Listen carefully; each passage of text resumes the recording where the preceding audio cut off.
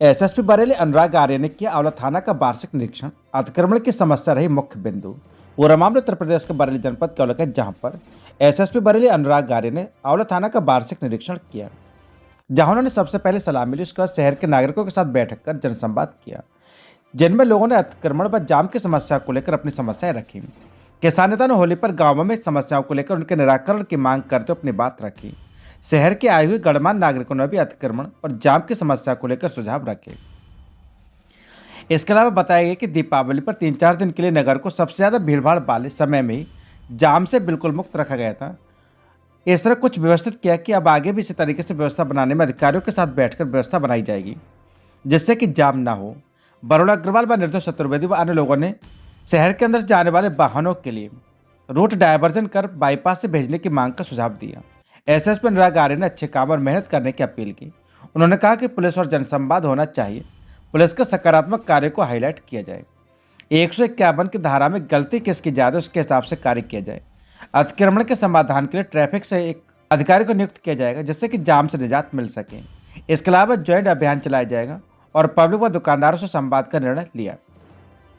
Cyber अपराध के लिए 1930 पर नंबर पर कॉल करने की बात कही तो कहा कि पैसा फ्रीज हो जाएगा। और इसके अलावा पीस कमेटी की बैठक हर महीने कराई जाए। सीसी कैमरे गांव व शहरों में प्रमुख स्थानों पर लगाए जाएं, जिन्हें थाने से जोड़ दिए जाएं। गोपनीय हेल्पलाइन नंबर 9917020009 पर एसएमएस या व्हाट्सएप पर जुआ, सट्टा, अवैध हथियार व अवैध पटाखे आदि की जानकारी दी जा सकती है।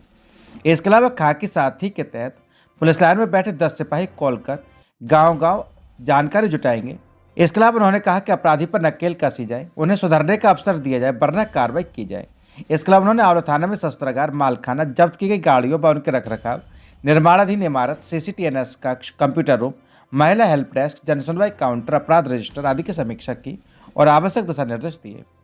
उनके द्वारा पूजा गोस्वामी, एसआई नीतीश कुमार, प्रियंका, चंचल, constable Kuldeep Kumar, head constable Zafaruddin को प्रशस्ति पत्र देकर सम्मानित किए गए। वहीं एसआई रामवीर सिंह, एसआई अश्विनी कुमार को विवेचना पूरी न करने पर जांच के आदेश दिए। कंप्यूटर ऑपरेटर नितिन कुमार से स्पष्टीकरण मांगा है। इसके अलावा नगर की 2 छात्रा को रंगोली बनाने के लिए सम्मानित किए गए। सभी चौकीदारों को कंबल वितरण किए गए। इस अवसर पर उनके साथ एसपी साहब अंशिका वर्मा भी मौजूद रहीं। वहीं आंवला सीओ नितिन कुमार भी मौजूद रहे। इसके अलावा आंवला गणमान्य नागरिकों में मस्कुर खान, ओमपाल सिंह दद्दा, मधुसूदन सिंह, सचिन गुप्ता समेत तमाम लोग मौजूद रहे।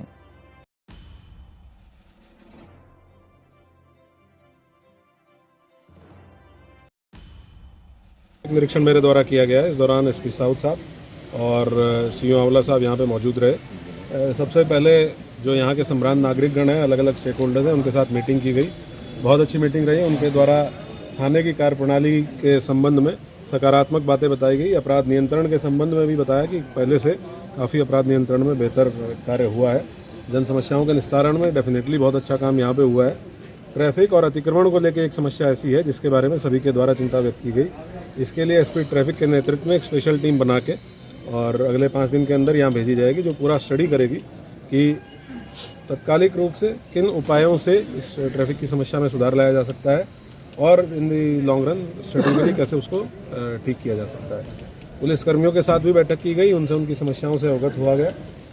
कुछ लोगों ने बताया कि साइबर क्राइम के संबंध में पुलिसकर्मियों को और ज़्यादा ट्रेनिंग देने की आवश्यकता है, तो उसके लिए एसपी साउथ साहब ऑलरेडी प्रयासरत हैं और 10 तारीख तक एक इनका ट्रेनिंग शेड्यूल पूरा तैयार करा के साइबर क्राइम के संबंध में इनको ट्रेनिंग दिलाई जाएगी। कुछ पुलिसकर्मी जिनके द्वारा अच्छा कार्य किया गया है, इसमें SIUT Puja Goswami, SICP Nitish Kumar, head constable Zafaruddin, constable Kuldeep Kumar, महिला आरक्षी प्रियंका और चंचल शर्मा, इन लोगों को मेरे द्वारा पुरस्कृत किया जा रहा है। अलग से प्रशस्ति पत्र भी इनका प्रेषित किया जाएगा। एसआईसीपी रामवीर सिंह, एसआईयूटी अश्विनी शर्मा, ये 2 उप निरीक्षक हैं जिनकी विवेचनात्मक कार्रवाई संतोषजनक नहीं है। इनके विरुद्ध प्रारंभिक जांच का आदेश दिया गया है।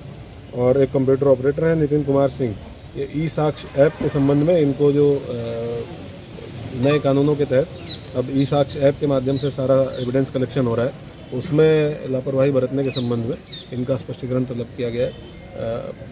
बाकी जो अभिलेख मेरे द्वारा चेक किए गए उसमें कुछ कमियां हैं जिनको सुधार करने की आवश्यकता है, एसएचओ को बता दिया गया है।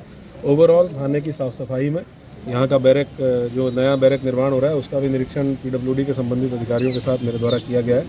तो थाने की ओवरऑल वर्किंग में, साफ़ सफाई में, मेंटेनेंस में काफ़ी सुधार पहले से हुआ है और मैं उम्मीद करूँगा कि थाना प्रभारी अपने टीम के साथ इसको और बेहतर करेंगे ताकि पब्लिक में पुलिस की छवि लगातार बेहतर होती रहे।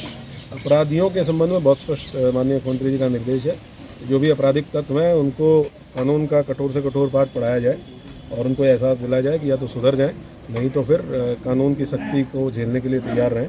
और जो अच्छे लोग हैं, जो आम जनमानस है, उनकी समस्याओं का 24 घंटे निदान करना, निष्पक्षता के साथ निदान करना, उनके साथ अच्छा व्यवहार करना, इसके संबंध में सभी पुलिसकर्मियों को भी जागरूक किया गया, निर्देशित किया। सर जैसा कि आप खोले जाने की बात हो रही थी, और कहाँ है? मनौना धाम के संबंध में एक पॉइंट आया था कि वहाँ पे एक पुलिस चौकी, पुलिस आउटपोस्ट, ये पिछली बार मैं आया था आकस्मिक निरीक्षण के लिए, तब भी ये बात आई थी और उसके लिए मैंने SHO को बताया है कि ये उसमें तत्काल कोऑर्डिनेशन करके, और वहाँ का हम लोगों ने एक मनौना धाम का सिक्योरिटी ऑडिट भी कराया था पूरी टीम भेज के।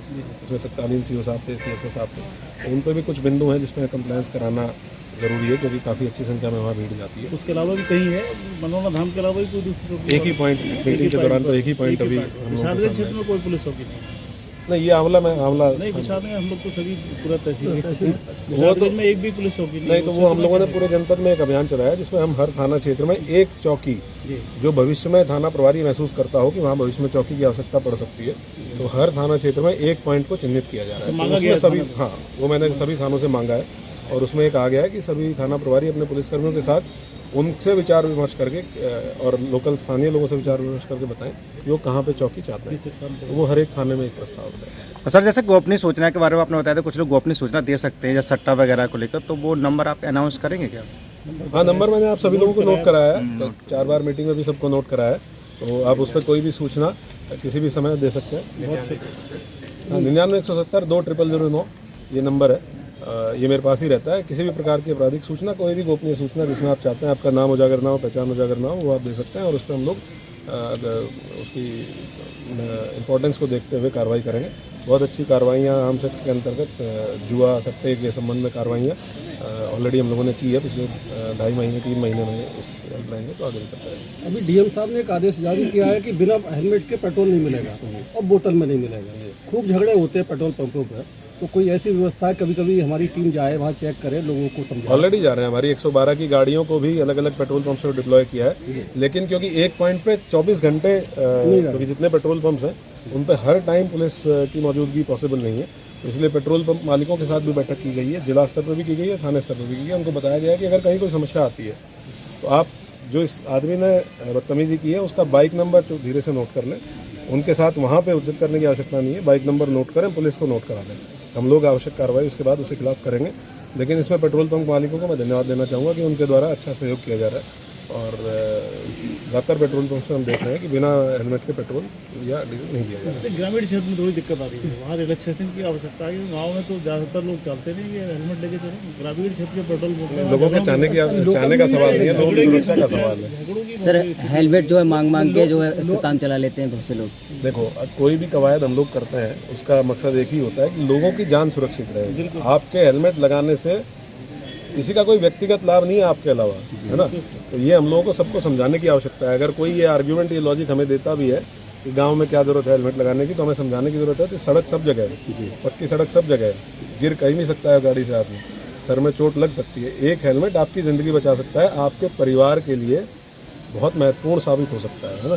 तो हम लोग इसमें किसी कॉम्प्रोमाइज़ के लिए तैयार ना रहें और जो भी आर्ग्यूमेंट भी देता है उसको यही समझाएं कि नहीं भैया हेलमेट लगाओ। ठीक।